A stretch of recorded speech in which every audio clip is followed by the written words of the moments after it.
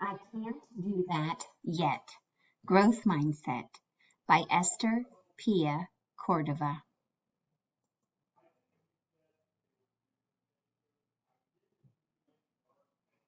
It's bedtime, Anna. Anna loves all kinds of times. Free time, playtime, cookie time, and even brushing teeth time. Bedtime is the time that Anna doesn't like, but everybody knows that before bedtime comes story time, and Anna loves story time. Anna's dad asked her to read the first page. Like every evening, Anna responded, I can't do that. Halfway through the story, Baxter crawled into the bed. Her dad pretended that he didn't notice. Anna couldn't remember the end of the story. She must have fallen asleep, but suddenly she wasn't in her bed anymore. She looked around and saw a woman. The woman was tall with long brown hair and glasses. Anna had a feeling she knew her. Somehow they must have met before. Finally, you are here. I was waiting for you all day long, said the woman.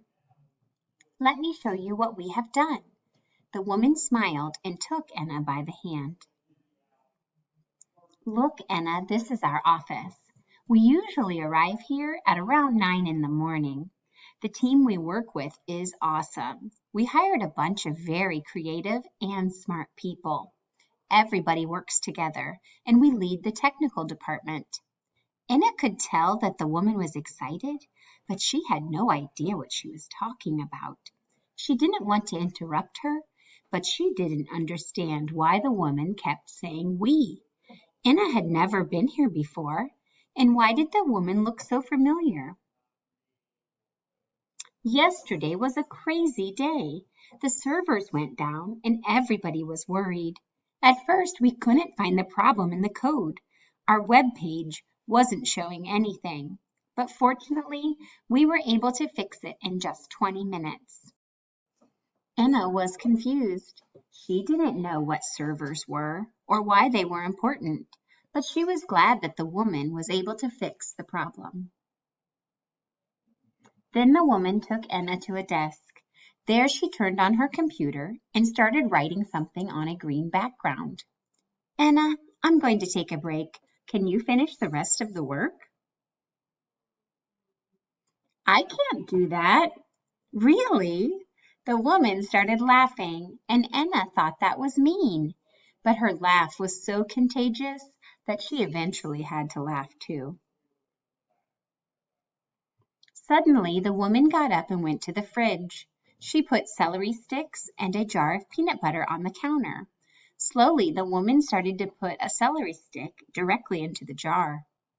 Anna's mom always told Anna to use a fork instead of putting the celery directly into the jar, but the woman didn't seem to care.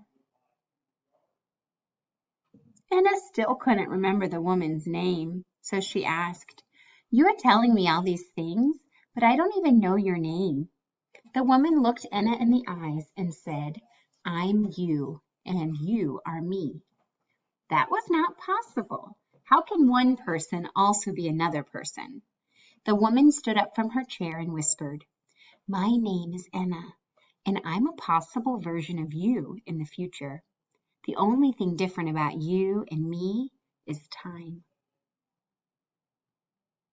Anna was confused. That can't be true. I don't even know what you're talking about. Server, code, I can't do any of that. You can't do that?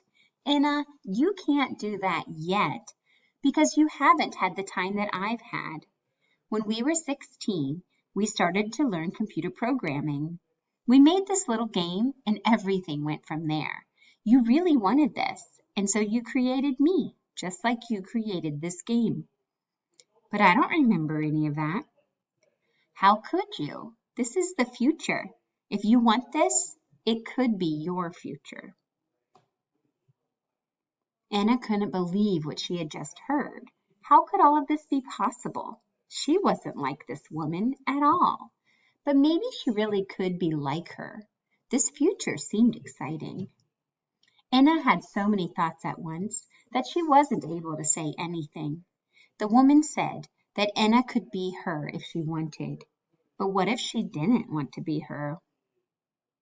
Anna didn't want to hurt her older self's feelings, so she didn't say anything. Anna's older self looked at her and said gently, "You don't need to say anything.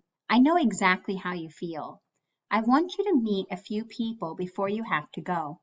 All of them care about you very much." With these words, she opened a door wide, and Anna could see what was inside. The room was full of Annas. There were so many Annas that she didn't know which one to focus on first. Each one seemed different, but at the same time similar. Nobody seemed to notice little Anna. She wished she was able to stay forever and to meet every single one of them. Just when she finally had the courage to step into the room full of Annas, the door closed. Suddenly, Anna's feet started to feel wet. She heard a voice far away. The voice told her that she had to go now. She then heard her older self telling her one last thing. "We are always inside you, even when you don't see, feel, or know it." Anna felt Baxter licking her feet and quickly realized that she was back in her bed. She got up right away and told her dad, "I want to try to read the first page tonight. With a little time, I'll get it right. I just can't do it yet. I can't do that yet."